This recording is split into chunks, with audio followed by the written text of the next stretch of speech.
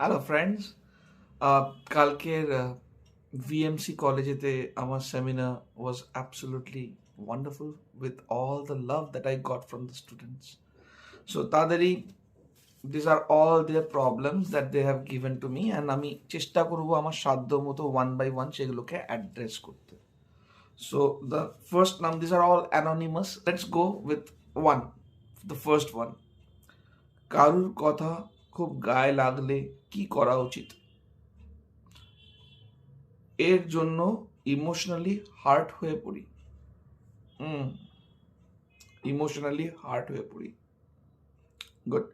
So এই প্রবলেমটাতে প্রথমে বুঝে নিতে হবে যে আমার সাথে কারোর কথা হলো বা কেউ আমার সম্বন্ধে কথা বললো এবং সেটা আনজাস্ট লাগলো, মানে সেই কথাটা ঠিকঠাক নয়, যার জন্য আমার না হার্ট হয়েছে। তো ফলে আমার একটা মনে পড়ে গেল একটা ছোট্ট জোকসের কথা। সেই দুটো বাচ্চা মারামারি করছে, তার টিচার এসে ধরেছে, এই মারামারি করছিস কেন? বলছে যে না, ও আমাকে আগের বছরে গন্ডার বলেছে, আগের ক্লাসে, আগের বছরে। তো যে আগের ক্লাসে আগের বছরে গন্ডার বলেছে, তো এখন মারামারি করছিস কেন? বলছে না, কালকে বাবা আমাকে জুতে নিয়ে গেছিল। সো খারাপ লাগাটা অ্যাকচুয়ালি যতক্ষণ ওকে বলেছে ততক্ষণ ও কিন্তু বোঝেনি, যতক্ষণ না পর্যন্ত ও জুতে ভিজিট করে গন্ডারটা কি জিনিস সেটা জানলো। বোঝাতে পারলাম? মানে প্রথমত এই ব্যাপারটা আমরা যদি মন থেকে বুঝি এবং মেনে নিই তখন আমাদের খারাপ লাগে। সো যেটা করতে হবে, এরকম ধরনের কিছু একটা ঘটনা ঘটলো যে কেউ তোমাকে খারাপ বললো, সো ব্রেক ইট ডাউন। মাইন্ডের মধ্যে ওটাকে ব্রেক ডাউন করো যে এটা কতটা সত্যি কতটা মিথ্যে। সত্যি সত্যি কি তোমার শিং রয়েছে, খড়গ আছে? সত্যি করে কি তোমার চারটে পা আছে, তোমার ন্যায় আছে? সত্যি করে কি তোমাকে গন্ডারের মতন দেখতে? তাহলে যে তোমায় গন্ডার বললে তুমি যে গন্ডার হয়ে গেলে, এর তো কোনো মানে নেই। তো সেইটা নিজের ভিতরকে কে বোঝাবে, রাইট? সো নিজেকে, নিজের সেই খারাপ লাগা কথাগুলোকে জাস্টিফাই করো। সো কেউ কাউকে গন্ডার বললেই কি সে গন্ডার রিয়েলিটিতে হয়ে গেল? হ্যাঁ, না তো। অলওয়েজ মাথায় রাখতে হবে যে আমরা সেটাই যেটা কিনা আমরা নিজেদেরকে মনে করি, যেটা আমরা নিজেদেরকে বিশ্বাস করি। অলরাইট?